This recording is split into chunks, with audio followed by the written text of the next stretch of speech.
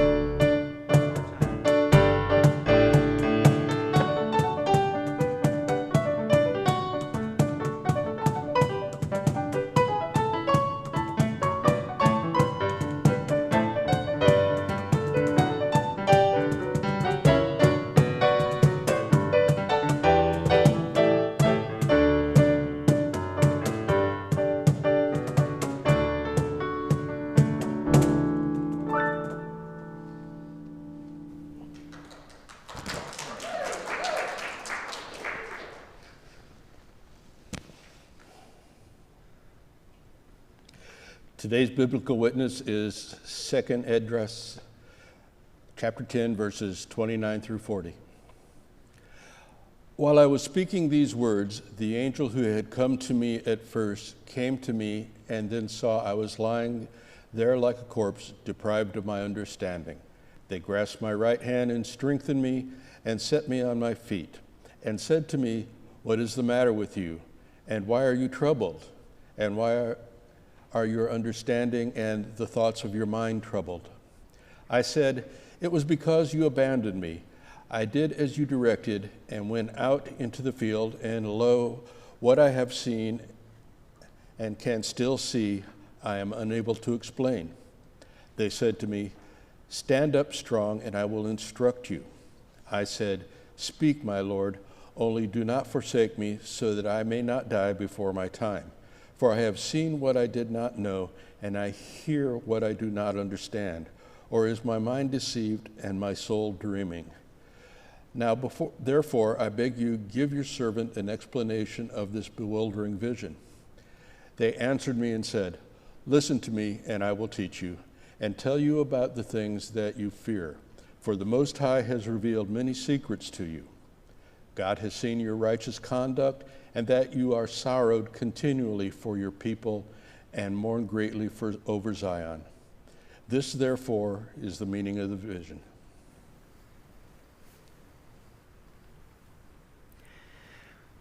So I cut off the reading at "this, therefore, is the meaning of the vision." You're going to have to read the rest of it if you want to know the meaning of the vision. So that's on you, because the point of this particular reading was not what the analysis of the dream was, but the conversation that happened because of the dream and because of that feeling of abandonment and just the fact that he had the dream at all. So now I'm going to read from the UCC Daily Devotional, a devotional written by Reverend Talitha Arnold, and it's called "Like Those Who Dream." And she says this: in 2005, the southwestern United States was in the 10th year of a devastating drought. The pinyon trees that covered the hills throughout northern New Mexico were among the casualties of the dry times. Stressed by drought and susceptible to bark beetles, they died by the thousands. Once green landscapes turned brown and gray with dead trees. For longtime residents, it felt like a death in the family. But that August, it started to rain. Within days, fields of wildflowers sprang up. We couldn't believe our eyes. Yellow cowpen daisies, purple asters, and rare flowers not seen in a century covered the land. Scientists observed that it wasn't only the rain that produced the riot of color. The needles of the dead pinions had provided the mulch and the nutrients needed by long dormant seeds. The trees would never be restored. But their death gave birth to a new beauty as far as the eye could see. May those who sow with tears reap with shouts of joy, proclaimed the composer of Psalm 126. Those who go out weeping shall come home with shouts of joy. The psalmist reminded the people of God's power to call forth new life and joy in even the driest and deadest of times. The psalmist also called them and us to be like those who dream, to trust God's possibilities, whether the dream be a return from exile or acres of cowpen daisies and purple asters. Reverend Talitha Arnold. Excuse me, I'm going to get a little lozenge from my throat.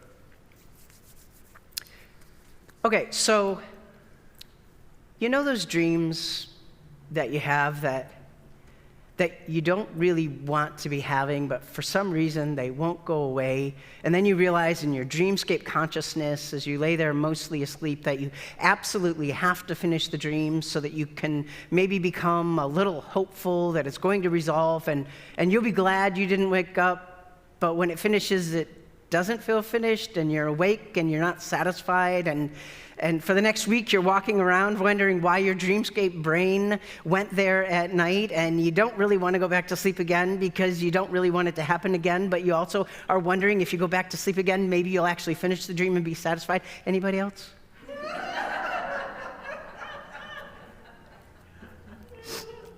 Yeah, I have them. And it makes your head just go around and around and around. And the prophet Ezra tells me I'm in good company. Because Ezra apparently had one of these dreams as well, dream vision, wakey, kind of sleepy, who knows what state that the prophet was in. But we do know that the prophet was shaken by it. But this dream was a dream that the prophet was directed to have by the angel, by the divine one. That would make the dream doubly hard. Boy, my therapist and I would have a great conversation, but God told me to have the dream, and it's not finished, and I still don't get it.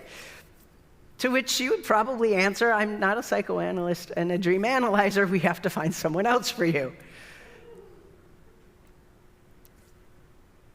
Ezra wasn't sure what to do.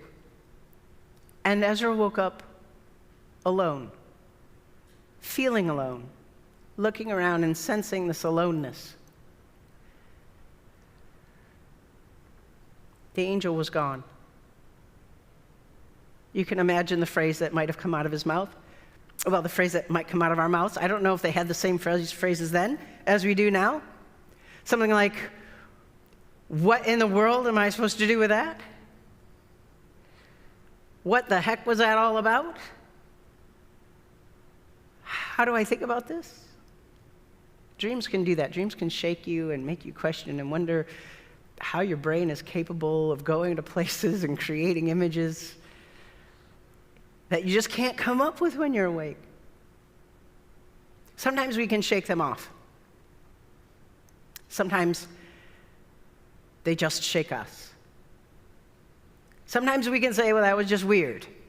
Go about our day. But sometimes they stick. When the images are troubling, like for Ezra, it puts you in a weird place. Reverend Talitha Arnold reminds us that there are other kinds of dreams, though, not just those dreams. There's the kind that imagine a future with a hope. She tells the story of an unexpected and unprecedented eruption of growth and beauty at the end of a 10-year drought in northern New Mexico. She says that we're to hear the psalmist calling us to be like those who dream. And depending on what kind of dreams you typically have, you may or may not want to pray that prayer. But there's so many different kinds of dreamings, not just that hard kind that's sticky, that's hard to get away from. We can dream God's possibilities. That got me thinking about all the kinds of good dreams that I have for Plymouth, that I have for the world, that I have for our lives, for my life. the kind that make us feel alive and energizes us to try something new, to take risks, to fail and get back up, to succeed and grab onto that success and do it again. I think about these dreams as quickening dreams. I like the word quicken. It has a kind of urgency about it. Maybe because the word quick is in there. It makes you think really fast. According to Merriam-Webster, it means to revive. It's similar to, but better than, a cup of coffee in the morning or water on a hot day. In a way, I feel like most of us have been living in a dream, a bad dream, the past 2 years. One that we had to finish, is not quite yet done, but we're starting to wake up. Are we going to be able to shake off the images and the storyline that's been accompanying us? Can we dream new dreams? Have new visions? Replace the heaviness of this strange dreamlike reality with some unprecedented eruption of beauty? There are some things and some people who have been lost to us that will never return. And that's just the truth. Like the trees in New Mexico which died in the drought. But in the truth of that, can we take a breath and trust that holy love has possibilities that we can't imagine? Do we believe the psalmist? Do we believe Reverend Talitha Arnold? Honestly, when I hear these words, these teachings, I think to myself, why not? What's the risk? We can live in the constriction of bad dreams, or we can shake them off by inviting and embracing the dreams that quicken. I want to be alive in this life for as long as possible. I didn't say I want to live as long as possible, although, yes. But while I live, I want to be alive in this life as long as possible. I want to be quickened, revived, animated. We can go about each passing day just kind of going through the time, or we can make the most of each day as the gift that it is to us. It's time to be revived, to dare to dream the future, to craft our tomorrows in ways that utilize our gifts and our skills. Using the idea of this angel liberally, not literally, it might even be time for us to call out to that angel who promised to be there with us, to guide and to lead, and to shout out, "Hey, where'd you go? Feeling alone here. I don't know what to do next. Help me make sense of things." Do you ever call out to that angel? To that being?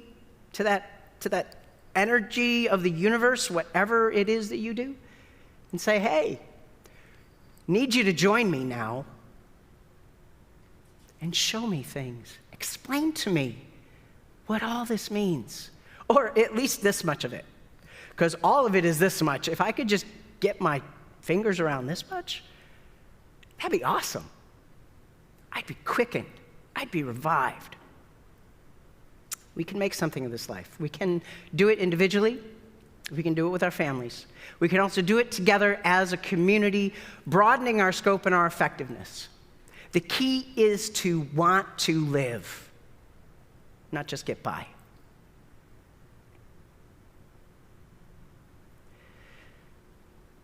Not just to go through routines to get us through day to day, but to be quickened, to call out to our divine beloved for dreams that will enliven us, not just for our sake, but for the quickening of all people, of every creature, of all creation. We have to want these kinds of dreams, to let them move us and help us to be inspired to imagine the next thing. So I was thinking about what happened to me in my 30s. I got sick all the time. Apparently, my immune system was just shot. Anything that came my way, colds and flus and viruses, whatever, I just was always feeling cruddy. So I went to a medical doctor luckily who happened to be a craniosacral therapist and a naturopath. And he did some work on me, and I was just feeling physically a little bit better. He gave me supplements to take that I still take to this day. And then, as I was about to leave his office, he looked me dead center in my eyes, and he said, "Are you ready to feel better?" No one had ever asked me that before. I didn't know what to think. I didn't know what to do. And I thought, I don't know. I've been sick for so long. Who am I if I'm not sick?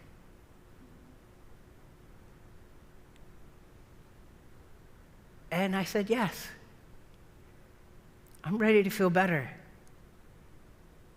And I collapsed in his arms and I cried. Because I didn't know I had a choice. Now, I am not saying that anyone who gets sick had a choice about whether to get sick or not. I've had people get sick and die in my life, and I know it wasn't their will that did it, and it wasn't their sin that brought it on. It wasn't anything like that. Life happens. But from that moment, what I started to realize is that health can come to me and I can refuse it. I can say, nope, I don't know what to do with that, and I don't know how much I'm going to have to change if I get healthy. I know what to do with all of this. This is very familiar to me, so thank you, but I'm comfortable. Sometimes we have choices. And in that moment, I was ready. You know what? 2 years ago, before that, in my mid-20s, I might not have been ready. It came just at the right time.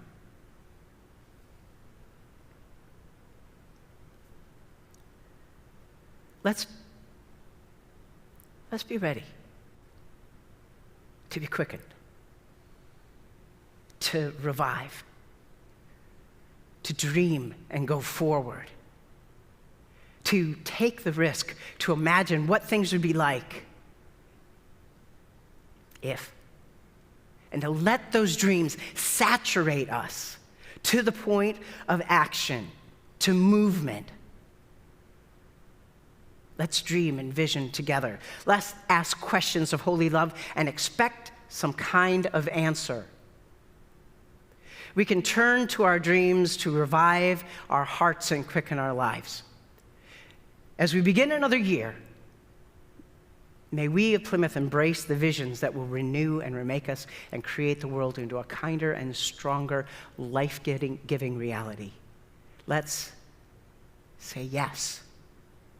Yes, we're ready, not just to feel better, to do better, but to make things better and to live into the truth of who we are in God's vision of us individually and God's vision of us as Plymouth United Church. And with that, my friends, peace.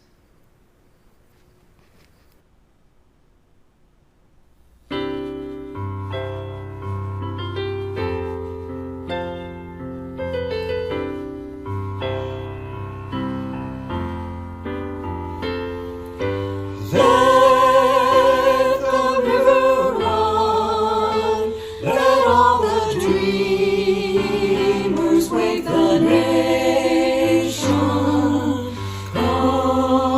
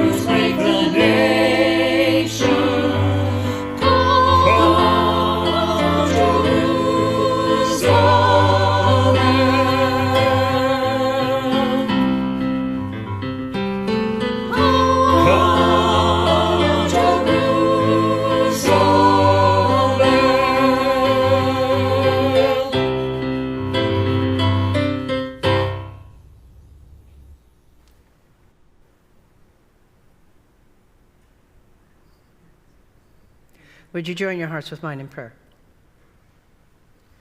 Holy love, help us to imagine that river running and that we are a part of that river.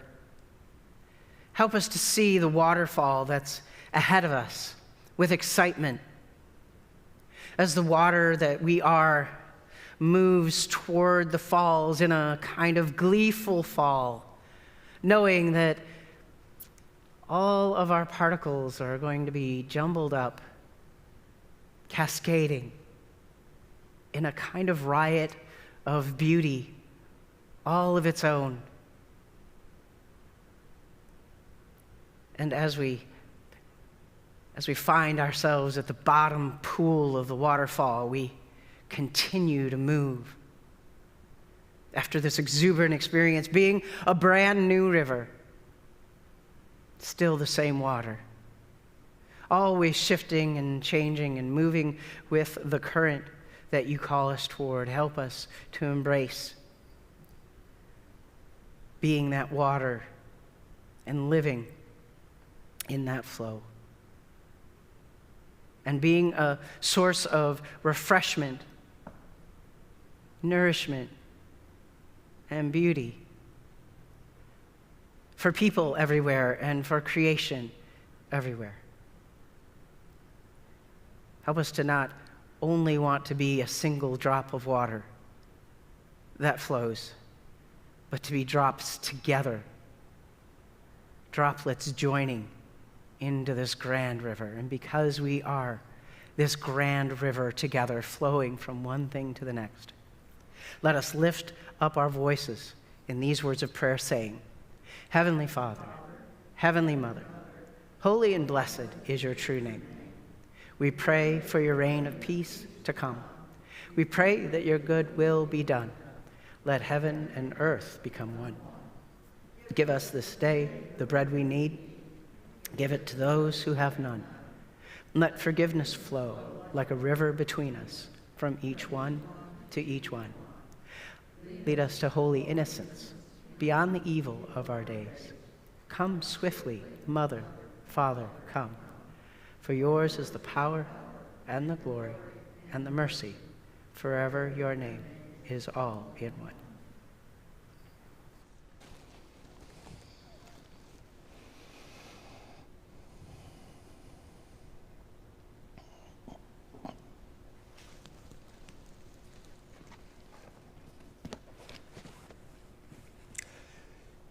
Each week we collect two offerings. One is for the church, which goes into our general fund for the running of the church and our ministries. The second is the loose offering, which is sent to the designated charity, which changes each week. If you brought your offering in person today, you are welcome to drop it in the offering box in the back. It is the glass church near the doors to the narthex. Our loose offering for today will go to RIP Medical Debt, an organization which locates, buys, and forgives medical debt to provide financial relief for people burdened by unpaid and unpayable medical bills. The medical debt is uniquely American injustice. It prevents millions from achieving financial stability and subjects them to emotional anguish. Debt forgiveness is a collective message of care from and for the communities we serve.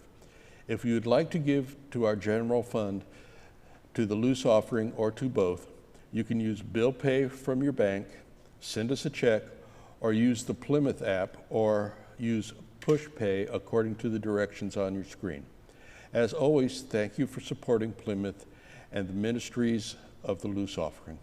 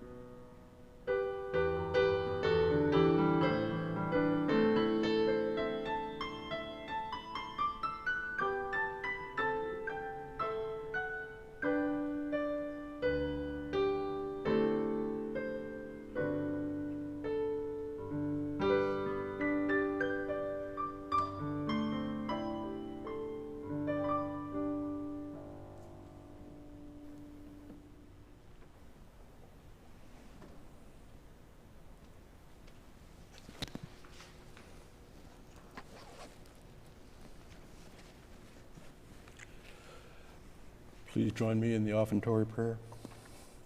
Holy One, you watch over our coming and our going. Sometimes we live in chaos, sometimes in calm. You walk with us always in all circumstances. As a church, we desire to walk with others in all their circumstances. We bless this offering now as one way to do that. May the time, talent, and treasure represented here be the first steps to sharing our abundant love.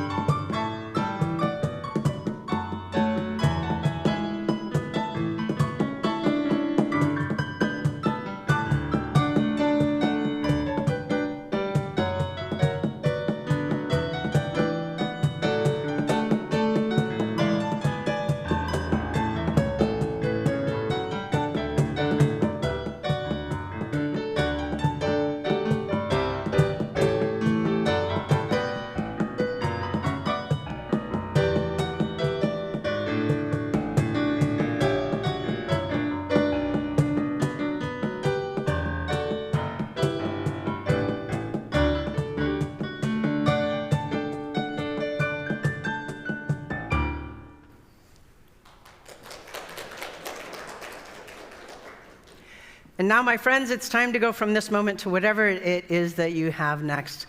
May it be something that helps you live into your dream, to live into your vision. May it be something that quickens you, that revives you, and may you feel the strength of that angelic being moving with you throughout this life, that energy of the Creator, the sense of holy love. May it flow up into you and through you, and may you get the sense that you are never alone as you move into this world in peace and as peacemakers.